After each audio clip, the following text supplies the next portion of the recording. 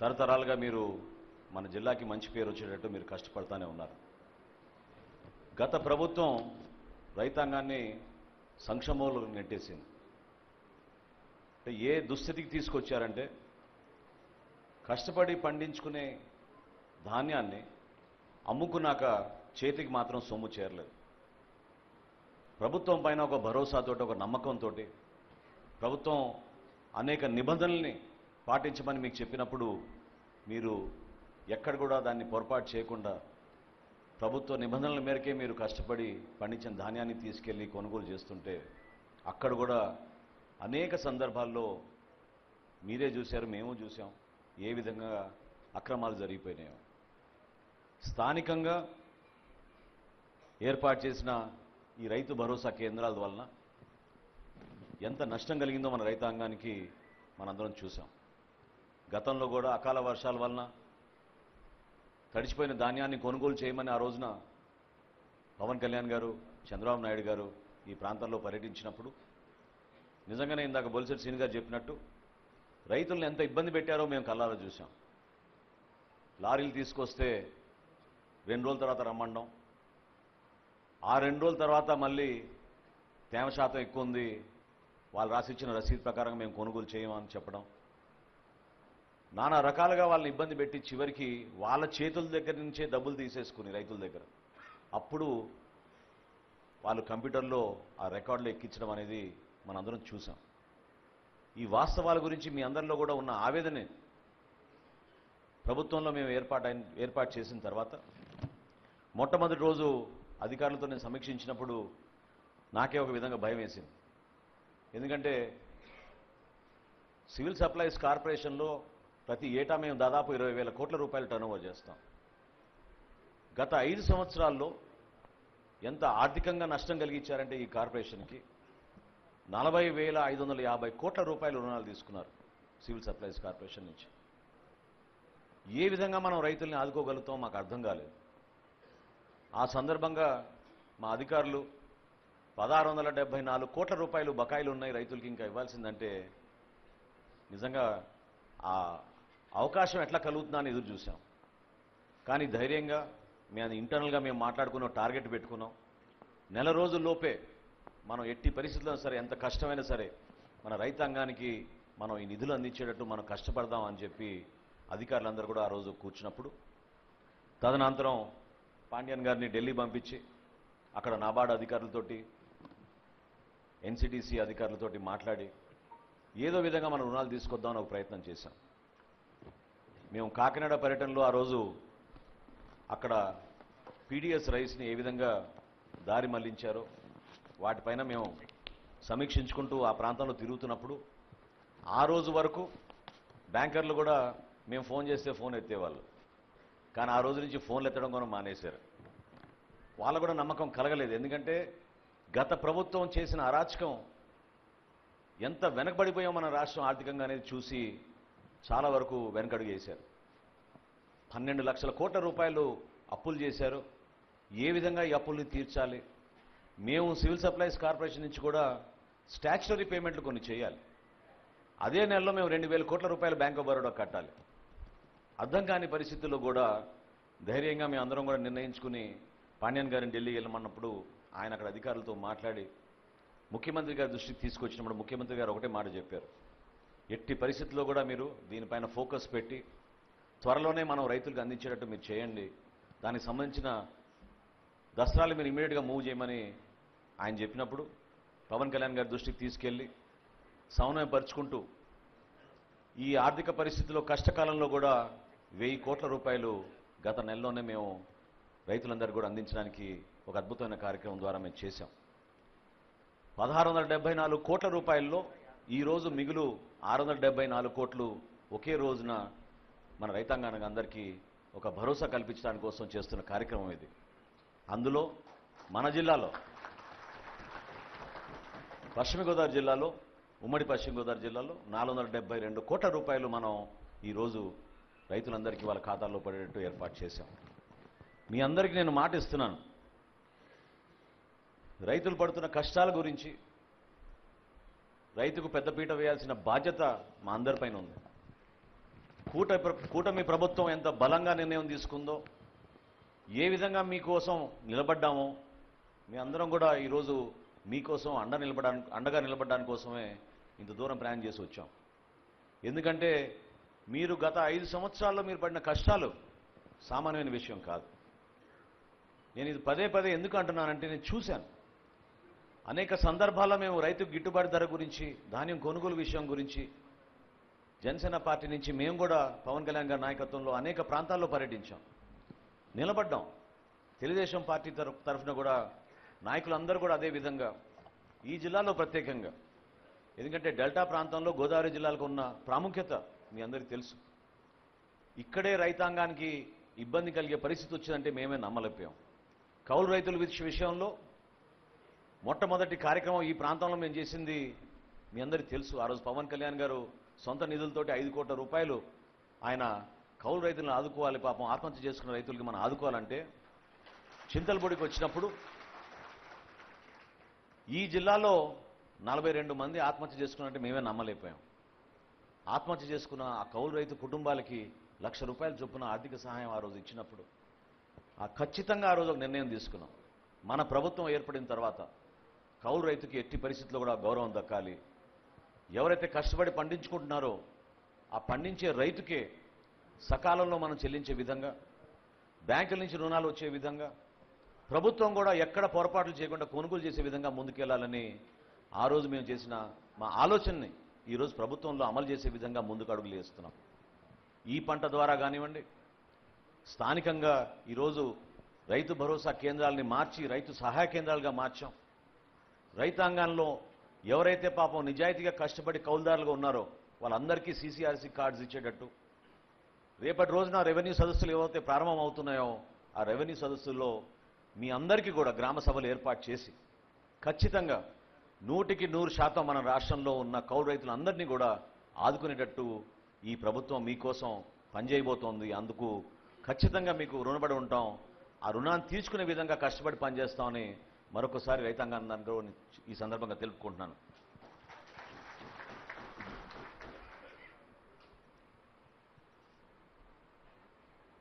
గతంలో మనం చూసాం ఏ విధంగా దళారులు ప్రత్యేకంగా రైతు భరోసా కేంద్రాల దగ్గర నుంచి ట్రాన్స్పోర్టేషన్ విషయంలో కానివ్వండి, చివరికి గోతాలు కూడా ఇవ్వలేని పరిస్థితి తీసుకొచ్చి వాళ్ళ స్వార్థాల కోసం వాళ్ళు ఉపయోగించుకున్నారు. ఆ మార్పు కోసమే మొన్న మేము ముఖ్యమంత్రి గారికి మేము చేసిన ప్రెజెంటేషన్లో మా శాఖ నుంచి ఒక నిర్ణయం తీసుకుని మాట ఇచ్చాం. అదేంటంటే, ఈ రోజుకి మన జనాభా 62% వ్యవసాయంపై ఆధారపడి ఉంది. వ్యవసాయ రంగాన్ని మనం కాపాడుకోవాల్సిన బాధ్యత మనందరిపైన ఉంది. కేవలం వ్యాపారవేత్తలకే ఈజ్ ఆఫ్ డూయింగ్ బిజినెస్ కాదు, రైతులు కూడా ఈజ్ ఆఫ్ డూయింగ్ బిజినెస్ చేయాలి. వాళ్ళు కూడా ఆ ప్రక్రియలో ఎక్కడ కూడా పొరపాటు జరగకుండా నిజాయితీగా, పారదర్శకంగా వాళ్ళు ఒక కేంద్రానికి వెళ్తే కొనుగోలు కేంద్రానికి సంతృప్తిగా ఈ ప్రభుత్వం నాకు అండగా నిలబడిందనకి భరోసా కల్పించే విధంగా మేము కొన్ని మార్పులు తీసుకొస్తున్నాం మా డిపార్ట్మెంట్లో. అందులో ముఖ్యంగా మన ముఖ్యమంత్రి గారు చంద్రబాబు నాయుడు గారు ఆ రోజు చేసిన సూచన మేరకు మేము కూడా ఇంటర్నల్గా వర్క్ చేసుకుని మా డిపార్ట్మెంట్లో ఒక నిర్ణయం తీసుకున్నాం. రాబోయే ఖరీఫ్ మాసానికి మీ అందరికీ మాట ఇస్తున్న ప్రభుత్వం తరఫున 48 గంటల్లోనే మీ ఖాతాల్లో డబ్బులు పడిపోతాయి. కేవలం 48 గంటల్లోనే. దానికి అన్ని విధాలుగా కసరత్తు చేసి టెక్నాలజీని ఉపయోగించుకుని ఎటువంటి ఖర్చు అయినా సరే దానికి మేము భరించే విధంగా మేము సిద్ధమై రైతుకు మాత్రం నష్టం కలిగించకుండా మేము నిలబడతాం. అదేవిధంగా సోదరులు ఇప్పుడే చెప్పారు, కనీసం గోతాల విషయంలో, ట్రాన్స్పోర్టేషన్ విషయంలో ఏ విధంగా కూడా గత ప్రభుత్వం ఆదుకోలేదు. పరికరాల విషయం కూడా నాకు చాలామంది ఆ దృష్టికి తీసుకొచ్చినప్పుడు, గతంలో అంతకుముందు నేను ప్రభుత్వంలో ఉన్నప్పుడు ఎంతోమంది రైతులకి తైవాన్ స్ప్రేయర్లు కానివ్వండి, డ్రిప్ ఇరిగేషన్ పైపులు కానివ్వండి, ఆయిల్ ఇంజన్లు కానివ్వండి, టార్పాలిన్లు కూడా మేము చివరికి రైతులకు ఇచ్చేవాళ్ళం ఆ రోజు మార్కెట్ యార్డ్ ద్వారా. అదంతా పూర్తిగా విస్మరించారు, నష్టం కలిగించారు. మరొకసారి వాటిపైన దృష్టి పెట్టి ఎప్పుడు లేని విధంగా మొట్టమొదటిసారి సివిల్ సప్లైస్ కార్పొరేషన్ నుంచి మేము రైతులకి 50% సబ్సిడీ తోటి టార్పాలిన్లు సరఫరా చేయాలని నిర్ణయించుకున్నాం. ఎందుకంటే మీరు కష్టపడి పండించిన ధాన్యాన్ని కల్లాల దగ్గరే మీరు వాటిని ఉపయోగించుకునే విధంగా, అక్కడి నుంచి నేరుగా మిల్లర్ల దగ్గర తీసుకొచ్చే విధంగా మీకు టార్పాలిన్ అందించాలని ఒక నిర్ణయం తీసుకుని టార్పాలిన్ కొనుగోలు విషయంలో కూడా ముందడుగు వేశాం. వీటితో పాటు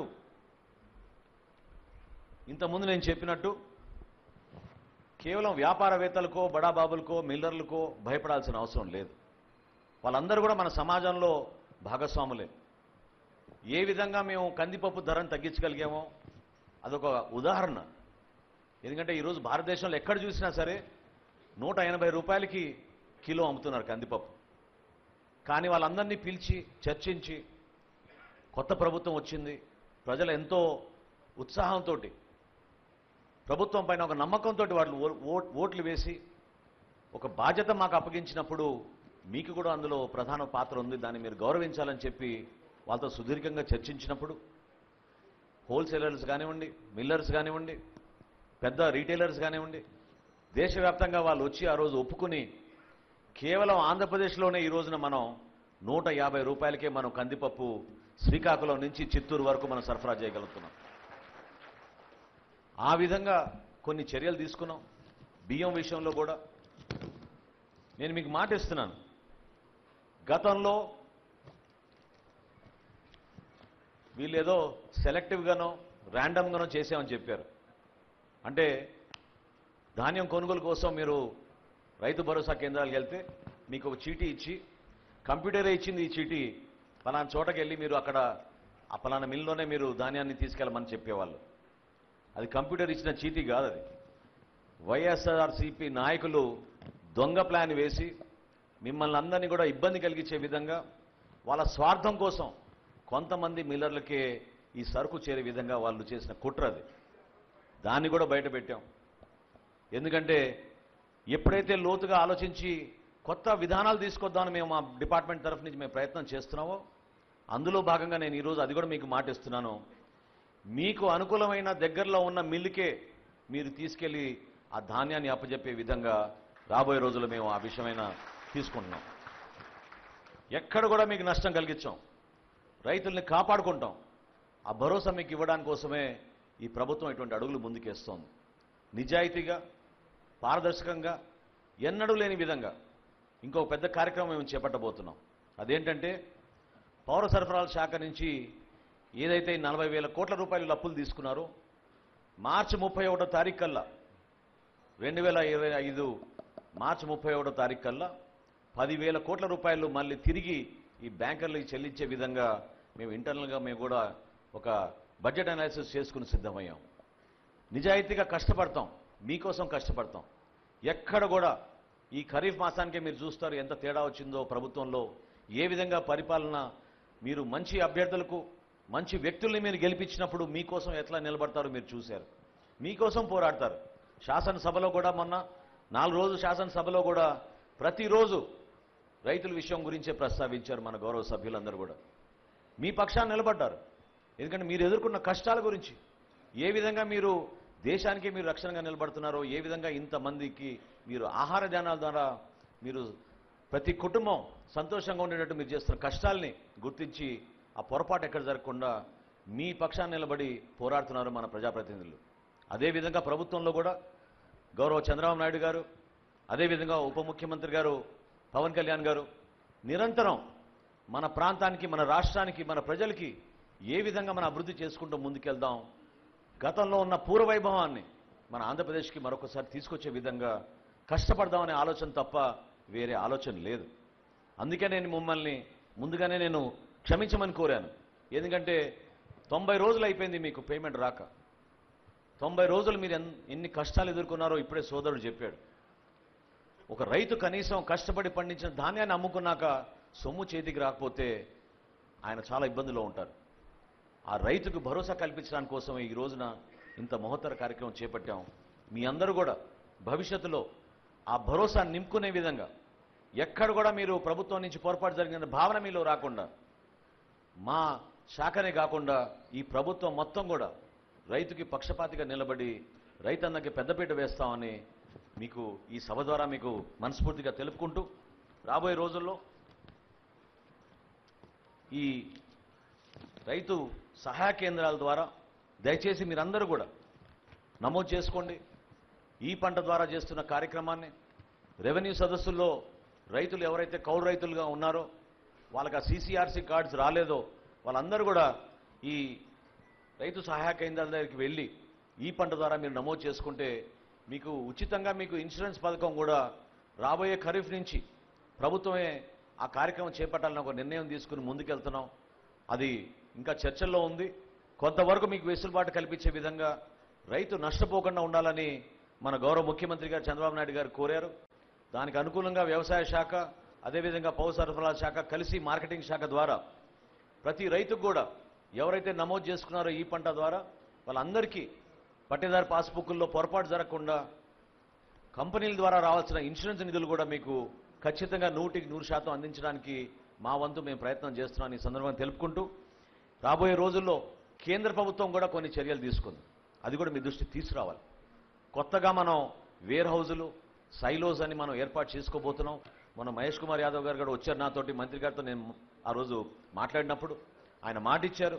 ఉభయ గోదావరి జిల్లాలో ఎక్కడ లేని విధంగా ఒక అద్భుతమైన వేర్ హౌజ్, కొత్త వేర్ హౌజ్ ఒకటి కొత్త వసతులతోటి కొత్త ఆలోచనలతోటి సోలార్ పవర్తో పాటు మనం సైలోస్ కూడా ఏర్పాటు చేసుకుని పెద్ద పెద్ద స్టోరేజ్ బిన్లు మనం ఏర్పాటు చేసుకుని రైతాంగానికి అండగా నిలబడి ధాన్యం కొనుగోలు విషయంలో ఈ మాట నేను మీకు ముఖ్యమంత్రి గారి తరఫున చెప్తున్నాను.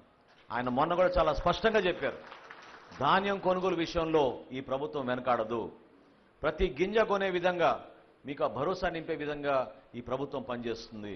ఎంత ఖర్చైనా సరే మాకు ప్రత్యేకంగా ఒక టార్గెట్ అనేది లేదు.